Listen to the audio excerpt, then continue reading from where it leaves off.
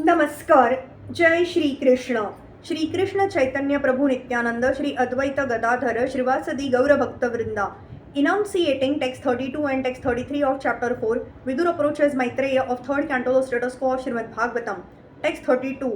एवं त्रिलोक गुरुणा संदिष्टः शब्द योनिना वदरया श्रममासाद्य हरिमीजे समाधीना. Shukdev Goswami informed the king that Uddhav, being thus instructed by the Supreme Personality of Godhead, who is the source of all Vedic knowledge and the spiritual master of the three worlds, reached the pilgrimage place of Badrika Ashram and engaged himself there in trance to satisfy the Lord. Lord Sri Krishna is factually the spiritual master of the three worlds, and he is the original source of all Vedic knowledge. It is very difficult, however, to understand the personal feature of the absolute truth even from the Vedas. His personal instructions are needed to understand the personality of Godhead as the supreme absolute truth. Bhagavad Gita is the evidence of such transcendental knowledge and gist. One cannot know the Supreme Lord unless one is graced by the Lord Himself. Lord Krishna exhibited this specific mercy towards Arjuna and Uddhav while he was in the material world. Undoubtedly, Bhagavad Gita was spoken by the Lord on the battlefield of Kurukshetra just to encourage Arjuna to fight, and yet to complete the transcendental knowledge of Bhagavad Gita, the Lord instructed Uddhav. The Lord wanted Uddhav to fulfill his mission and disseminate knowledge which he had not spoken even in Bhagavad Gita. Persons who are attached to the words of the Vedas may also know from this verse that the Lord is the source of all Vedic knowledge.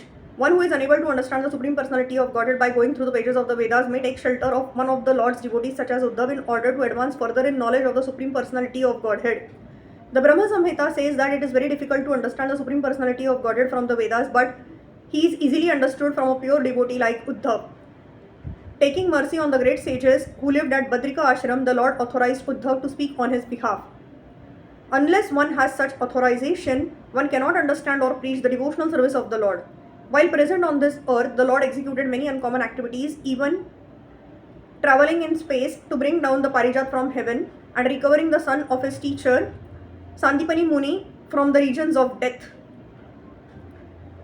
Uddhav was certainly informed of the conditions of life on other planets, and all the sages were anxious to know of them, just as we are anxious to know about the planets in space. Uddhav was particularly deputed to carry a message to Badrika Ashram, not only to the sages of that place of pilgrimage but also to the Nara Narayan deities. Such a message must have been more confidential than the knowledge described in the pages of the Vedas.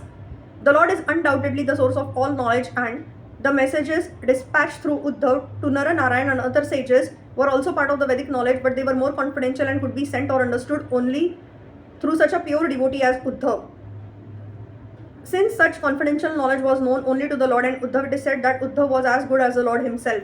Every living entity can, like Uddhav, also become a confidential messenger on the same level as the Lord, provided he becomes confidential himself by dint of loving devotional service. Such confidential knowledge is entrusted, as confirmed in Bhagavad Gita, only to pure devotees like Uddhav and Arjun, and one has to learn the mystery through them and not otherwise.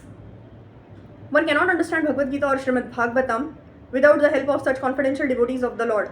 According to Srila Vishwanath Chakravarti Thakur, that confidential message must have concerned the mystery of his departure and the annihilation of his dynasty after the end of his appearance in the mundane world for 100 years.